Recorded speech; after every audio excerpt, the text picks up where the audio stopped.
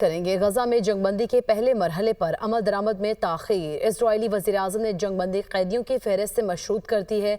जब तक कैदियों की फहरिस्त नहीं मिलेगी जंगबंदी नहीं होगी। नेतन्याहू ने इजरायली फ़ौज को जंगबंदी से रोक दिया है। कुछ तकनीकी वजूहात की बिना पर ताखीर हो रही है। राब्तों में रुकावट के बाइस पैगाम रसानी में मुश्किलात हैं। जंगबंदी मुआहदे पर मुकम्मल अमल दरामद करेंगे हमास का ऐलान। लुटे पिटे फ़लस्तीनी तबाहाल घरों में वापसी के मुंतज़िर। इजराइल की वहशियाना बमबारी से बस्तियां मलिया मेट हो चुकी हैं। घर, अस्पताल, स्कूल्स और कॉलेजेस खंडर बन चुके हैं। अरब मीडिया के मुताबिक इजरायली फ़ौज जनूबी गजा में रफा सिटी से निकलना शुरू हो गई। इजरायली फ़ौज मिस्र सरहद के साथ फिलाडेल्फी राहदारी के साथ मौजूद रहेंगी। मुआहदे के तहत 33 इजरायलियों को रिहाई मिलेगी। इजराइल 95 फ़लस्तीनियों को रिहा करेगा।